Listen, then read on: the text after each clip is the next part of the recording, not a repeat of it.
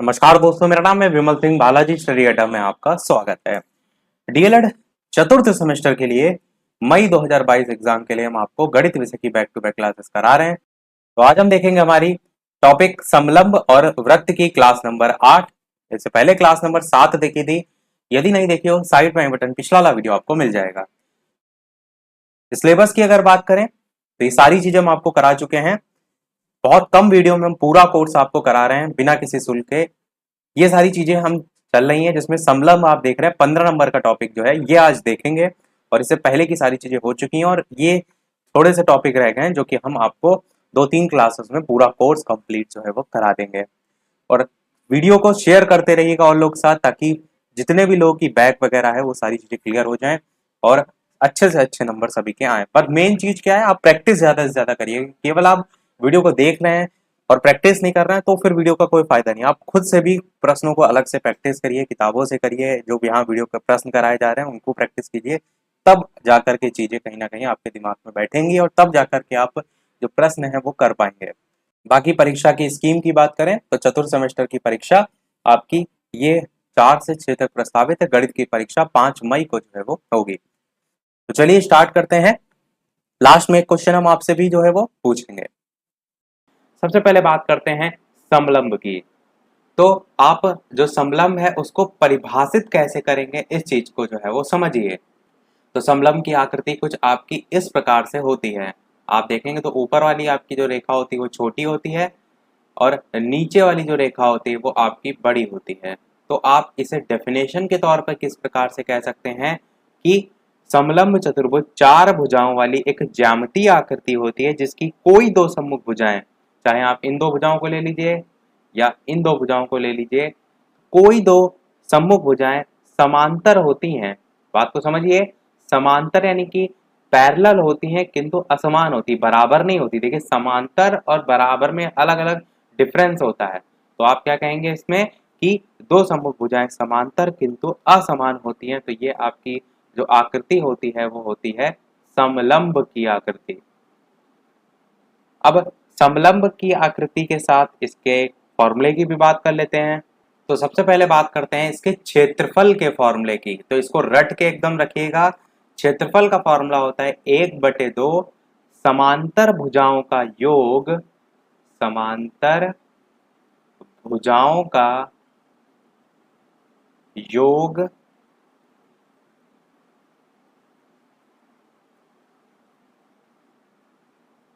गुणे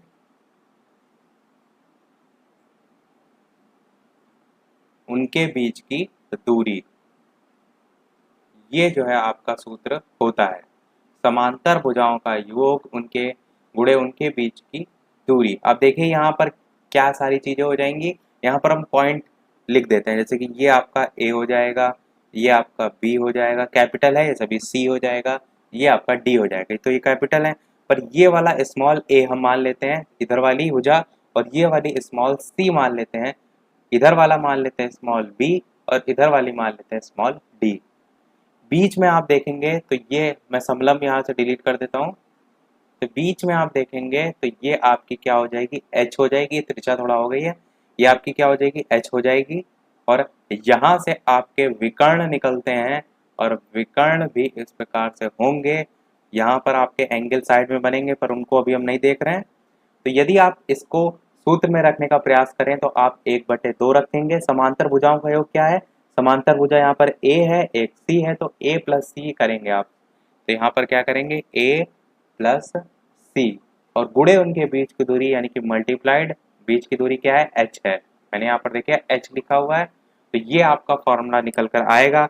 आप चाहें तो इस फॉर्म में याद रख सकते हैं या डायरेक्ट वैसे याद रखिए कि 1/2 समांतर भुजाओं का योग गुणे उनके बीच की दूरी। तो ये आपका फॉर्मूला होता है किसका, क्षेत्रफल का होता है। अब बात करते हैं परिमाप की। परिमाप क्या होता है आपका समलंब का, तो आप कहेंगे कि बाहरी आवरण आपका परिमाप होता है। मैंने आपको पहले ही बताया था जो आउटर एरिया होता है। तो चारों को आप जोड़ दीजिए, यानी कि A plus B plus C plus D. ये आपका क्या होता है, ये आपका होता है परिमाप। आपका ऊंचाई का भी फॉर्मूला होता है, उसको भी हम जान लेते हैं। तो ऊंचाई का आपका फॉर्मूला होता है 2 इंटू ए यहाँ पर क्या आप देख रहे हैं साइड में मैंने सभी मेंशन कर रखा है 2 इंटू ए और बटे ए प्लस सी, ये आपका होता है ऊंचाई का फॉर्मूला। इसको एक्चुअल में निकालते हैं आप वही एस एस एस माइनस वाला जो आपका फॉर्मूला होता है उससे, पर उतना आप सब डिटेल में ना याद रखिए, डायरेक्ट फॉर्मूला याद रखिए, इतना आपके लिए काफ़ी होगा। और यहाँ पर ए कैपिटल वाला क्या है ये आप देख रहे हैं, यहाँ पर साइड में नाम से मेंशन कर रखा है, और ए प्लस सी यहाँ पर जो इसकी बीच की दूरी है उसको यहाँ पर दे रखा है। मुख्यतः प्रश्न आपसे क्षेत्रफल से ही पूछे जाते हैं, तो पता आपको सारी चीज़ें होनी चाहिए, पर क्षेत्रफल से ही आपको प्रश्न देखने को मिलते हैं। तो सारी चीज़ें मैंने लिख दी हैं, आप चाहें तो इनका स्क्रीनशॉट भी ले सकते हैं। अब फिर हम देखेंगे इस पर बेस्ड जो है वो एक प्रश्न। प्रश्न आपका इस पर बेस्ड क्या है कि समलंब जो है इसकी समांतर भुजाएं, समलंब की समांतर भुजाएं आपको दे रखी हैं 15 मीटर और 8 मीटर, इस प्रकार से दे रखी हैं।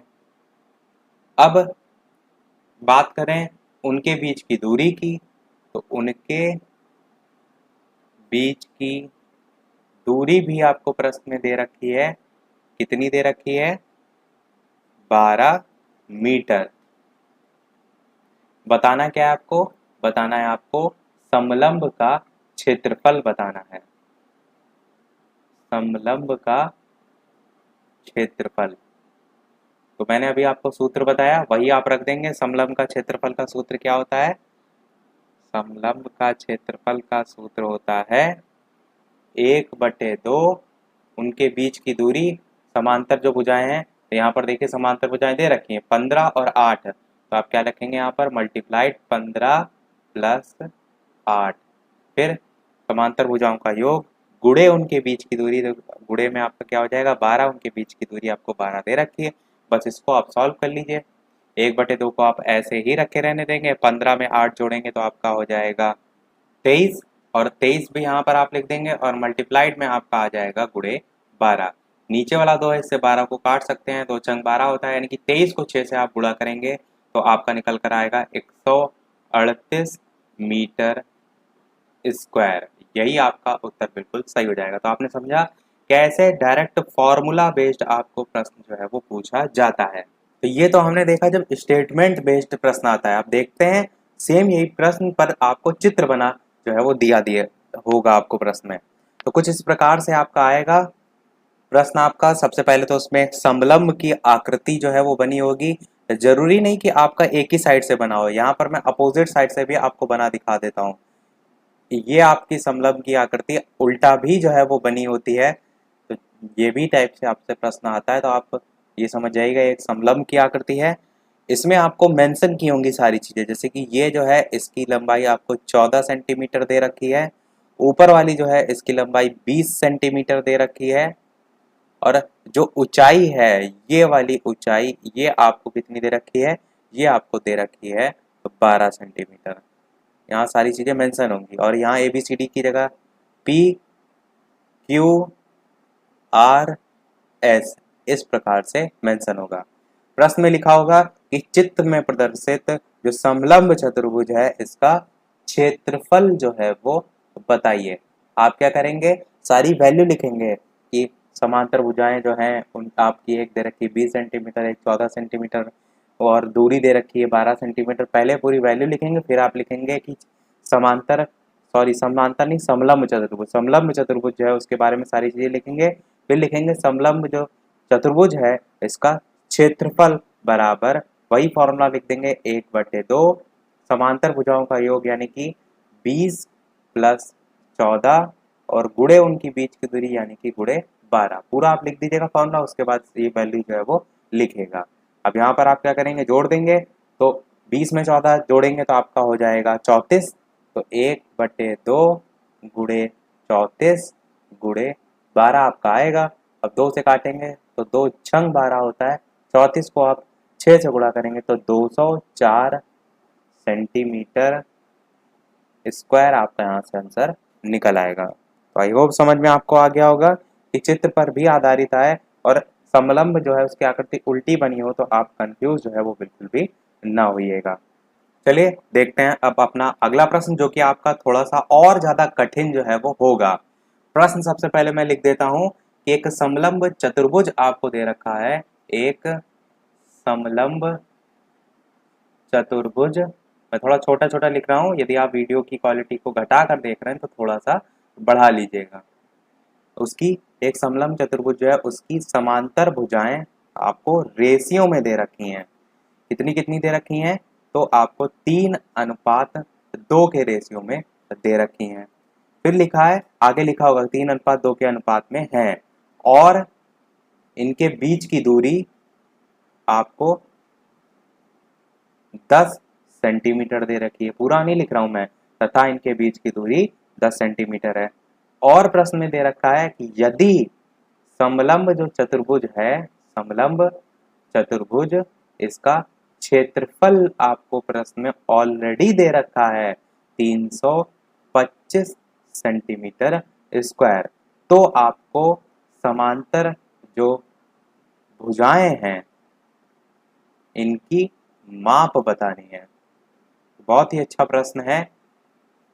देखिए बेसिकली आपके कोर्स में तो केवल क्षेत्रफल पर ही आधारित है, पर मैं आपके लिए पूरी मेहनत कर रहा हूँ कि कैसा भी घूम फिर के कहीं से भी प्रश्न आए तो ऐसा ना हो कि आप मुंह बनाकर बैठ जाएं, आप उसको करके अवश्य आएं। इसी को मैं ध्यान में रखते हुए पिछले जितने भी मैंने क्लासेस कराई हैं सभी टाइप के मैंने प्रश्न कराए हैं, और अपनी तरफ से मैं कोई कमी नहीं छोड़ रहा हूं। तो आपसे भी मैं कहता हूं कि आप भी अपनी तरफ से कोई कमी ना छोड़िए। वीडियो को ज़्यादा से ज़्यादा लाइक और शेयर अवश्य करते रहिए। जब मैं अपनी तरफ से कोई कसर नहीं छोड़ रहा हूं तो आपको भी लाइक करने में पीछे बिल्कुल भी हटना जो है वो नहीं चाहिए। चलिए अब बात करते हैं इसके सॉल्यूशन की।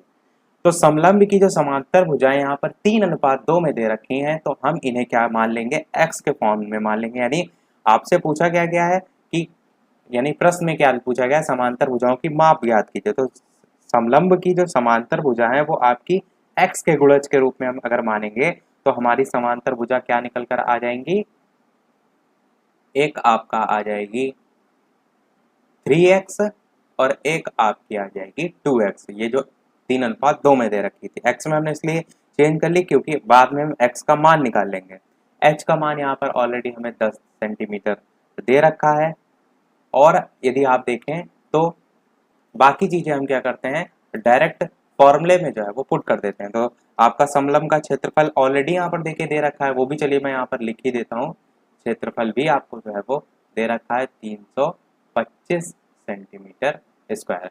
तो क्षेत्रफल का फॉर्मूला आपका क्या होता है? क्षेत्रफल का फॉर्मूला होता है समलंब का क्षेत्रफल 1/2 a प्लस बी, यानी कि समांतर भुजाओं का योग होता है। समांतर भुजाएं आपकी 3x और 2x ऑलरेडी दे रखी हैं, तो इन्हीं को हम रख लेंगे।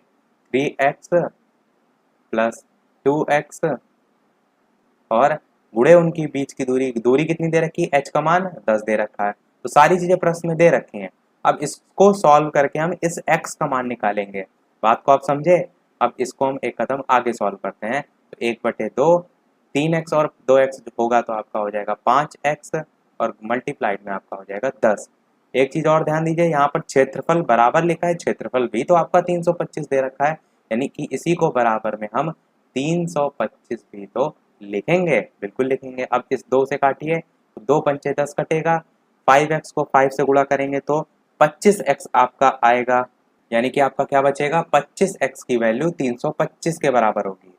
25x की वैल्यू आपकी 325 के बराबर होगी। अब 25 के पहाड़े में 325 कितनी बार में काटेंगे? 25 4 बार में 100 होता है, 8 बार में 200 होता है, 12 बार में 300 होता है, और आपको 25 तक ले जाना है, यानी 13 बार में आपका जाएगा।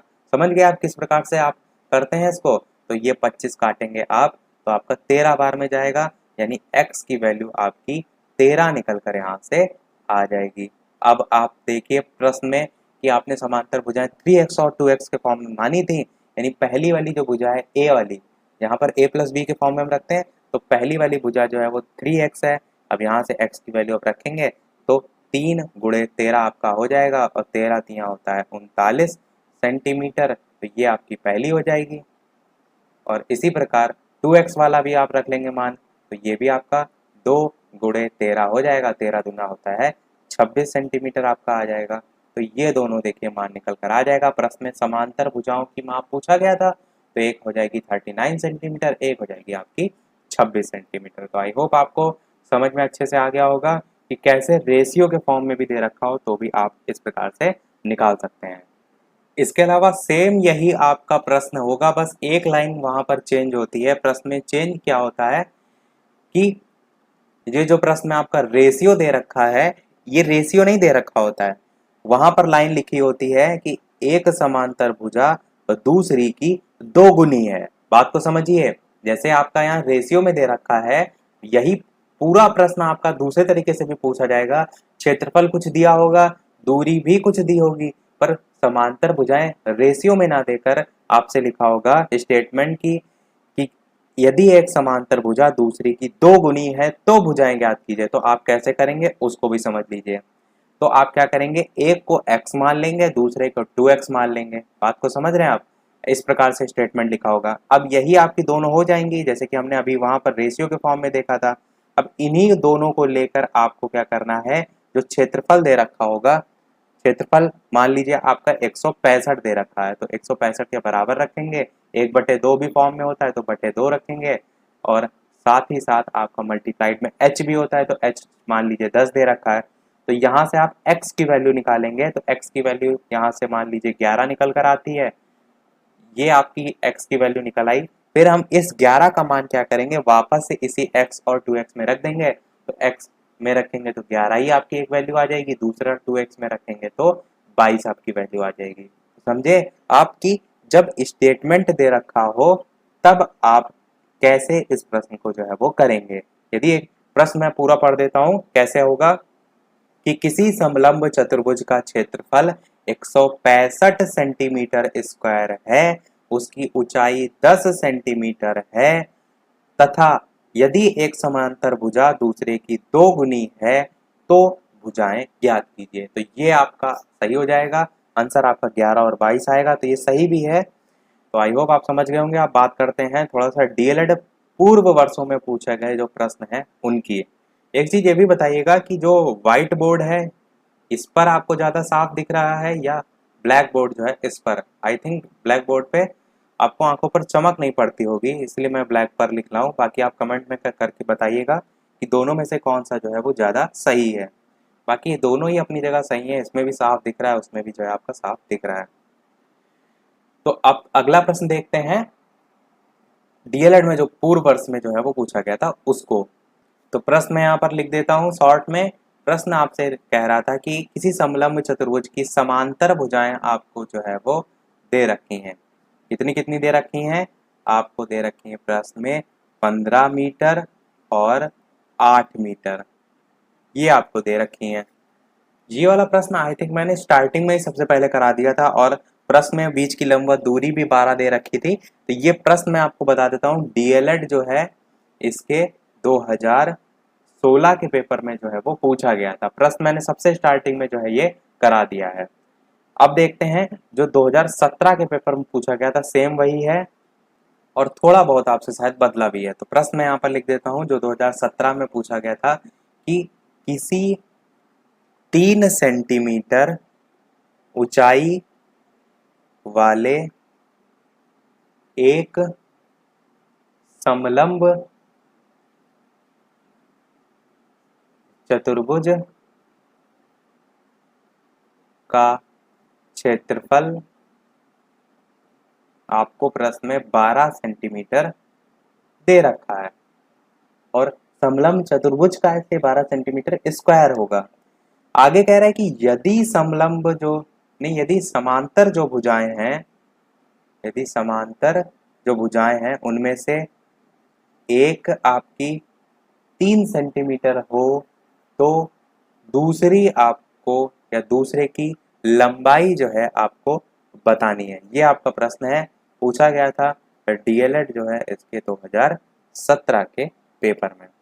तो आप कैसे करेंगे? सेम वही तरीका, समांतर भुजाएं आपकी एक 3 है, दूसरे को आप मान लीजिए x है, क्योंकि दूसरी दे नहीं रखी है। ऊंचाई आपको 3 सेंटीमीटर ऑलरेडी प्रश्न में दे रखी है, क्षेत्रफल भी आपको प्रश्न में 12 दे रखा है।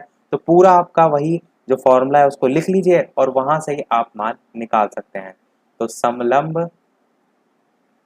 क्षेत्रफल, समलंब का क्षेत्रफल क्या है, 1/2 a plus B into H. इसको आप लिखेंगे समलंब का क्षेत्रफल की जगह 12 रखेंगे, 1/2 की जगह 1/2 रखेंगे, और a प्लस बी का मान आपका एक का 3 है, दूसरे का आपने x माना है, और मल्टीप्लाइड में आप 3 लिखेंगे। एक चीज ये ध्यान दीजिएगा कि अगर बराबर मैं इस प्रकार का लगा रहा हूं तो वो कहने का मतलब है कि वो आपकी वही लाइन चल रही है, पर इस प्रकार से एरो लगा रहा हूं तो कहने का मतलब ये होता है कि वहां से आपकी एक नई लाइन स्टार्ट हो गई। जैसे मैंने देखिए यहाँ पर बराबर लगाया है, यानी कि समलंब जो इसका क्षेत्रफल है वो यहाँ तक आपकी लाइन है, पर यहाँ पर मैंने इस प्रकार से एरो लगाया है, यानी कहने का मतलब यहाँ से आपको नई लाइन में लिखना है, क्योंकि ये इसी लाइन से आपको नहीं स्टार्ट करना है। ये एरो और इजिकल टू जो आपका है इसका अंतर हो जाएगा।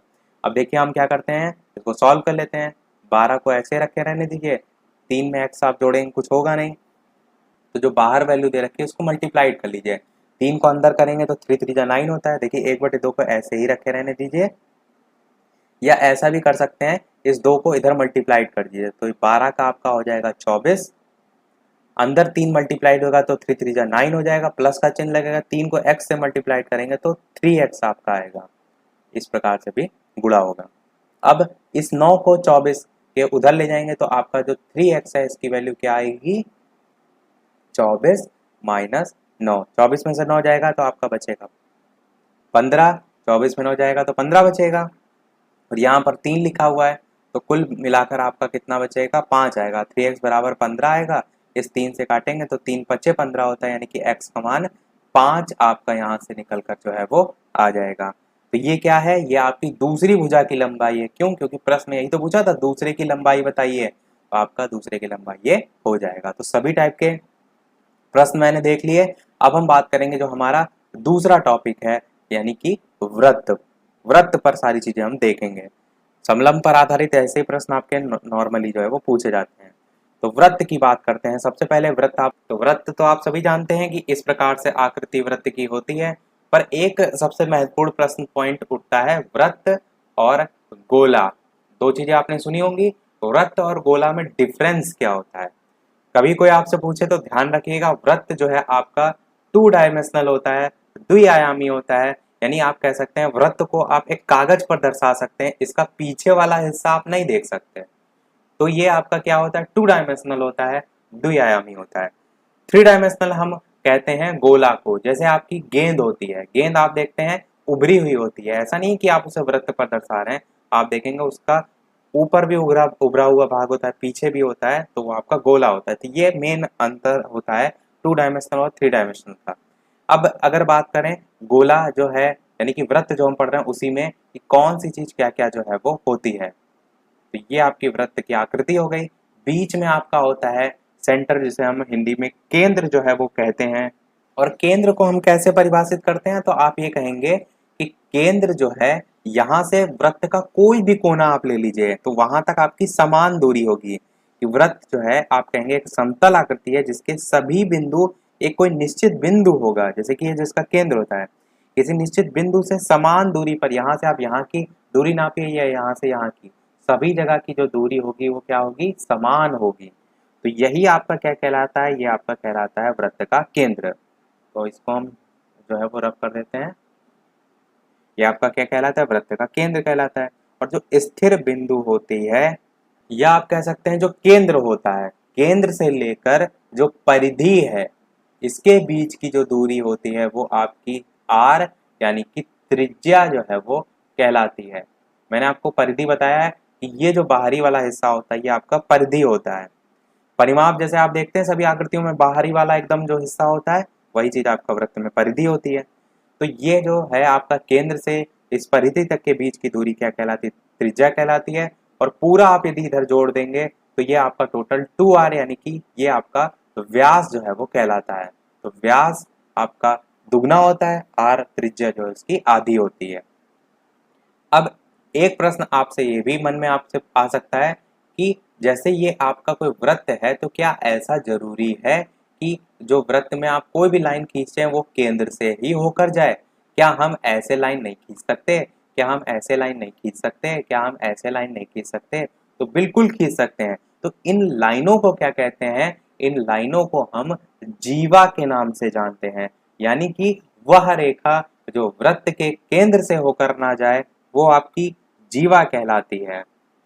दूसरी तरीके से भी इसको आप डिफाइन कर सकते हैं कि परिधि पर स्थित कोई दो बिंदुओं को मिलाने वाली सरल रेखा जीवा कहलाती है। त्रिज्या को इंग्लिश में हम रेडियस कहते हैं, व्यास को हम डायमीटर कहते हैं और जीवा को हम कॉर्ड कहते हैं। तो ये सभी इसके इंग्लिश नाम हैं। अब बात कर लेते हैं परिधि की। परिधि मैंने बताया कि जो वृत्त होता है इसको चारों ओर से घेरने वाला जो क्षेत्र होता है वो उसकी परिधि कहलाता है। वृत्त की परिधि जो होती है वो त्रिज्या के दोगुने और पाई के गुणनफल के बराबर होती है। इसीलिए हम इसे 2 पाई आर के रूप में दर्शाते हैं। तो याद रखिएगा जो आपका परिधि है वृत्त की वो 2 पाई आर जो है वो होती है। तो सारी चीजें बेसिक जो है वो मैंने आपको बता दी। अब देखते हैं हम इस पर बेस्ड जो है कैसे कैसे प्रश्न आपसे पूछे जा सकते हैं। तो सबसे पहला प्रश्न आपसे आ सकता है कि प्रश्न में आपको दे रखा हो, चलिए ब्लैक वाले पोर्शन पे चलते हैं। ये प्रश्न आपका कुछ इस प्रकार से दे रखा हो कि वृत्त जो है उसकी परिधि जो है आप निकालिए। स्टेटमेंट लिखा होगा इस प्रकार से, वृत्त की परिधि जो है वो निकालिए जिसकी त्रिज्या आपको प्रश्न में ऑलरेडी जो है वो दे रखी है। कितनी दे रखी है? 21 सेंटीमीटर दे रखी है। तो आप क्या करेंगे? वही फॉर्मूला रख देंगे जो मैंने आपको परिधि का बताया। तो वृत्त की परिधि का सूत्र क्या मैंने आपको बताया? वृत्त की परिधि का सूत्र होता है 2 पाई आर। अब यहाँ पर मान रख दीजिए सारे। 2 पाई का मान होता है 22/7 और आर का मान होता है आपका, ऑलरेडी ये त्रिज्या दे रखी, यही आपकी आर होती है, तो ये होगा आपका 21। अब आप इनको आपस में गुणा कर लीजिए। तो 2 गुणे 22 गुणे 21, यहाँ 7 है तो काट भी सकते हैं, 7 या 21, तो 22 दुना होता है 44 और 44 को 3 से गुणा करेंगे, 44 को 3 से गुणा करेंगे तो आपका आएगा 132 सेंटीमीटर। तो यहाँ से आपका आंसर 132 सेंटीमीटर निकल के आ जाएगा। तो यही प्रश्न आपसे दूसरे तरीके से भी पूछा जा सकता है। दूसरे तरीके से कैसे? कि प्रश्न में आपको परिधि ऑलरेडी दे रखी होगी। परिधि जैसे कि यहाँ पर आपका 132 निकल कर आई है तो 132 सेंटीमीटर आपको परिधि प्रश्न में ऑलरेडी दे रखी होगी। त्रिज्या आपको जो है वो निकालनी होगी। तो आप क्या करेंगे? सेम पैटर्न वही फॉलो रखेंगे, यानी कि वही सूत्र जो है वो लगाएंगे, बस चीज़ें आपकी थोड़ा सा बदल जाएंगी। यानी कि आप क्या करेंगे? परिधि की जगह परिधि का मान रखेंगे 132, 2 ऐसे ही रहेंगे, अब पाई आपका ऐसे ही रहेगा और आर आपको ऑलरेडी निकालना है। इस 2 को ले जाएंगे आप 132 के बटे में और पाई का मान भी रखेंगे। यानी यहाँ पाई पर का मान चलिए हम रख भी लेते हैं 22/7 और गुणे में आपका आर। इस 7 को 132 के गुणा में ले जाएंगे और 22 को आप बटे में लाएंगे। तो आप क्या करिए?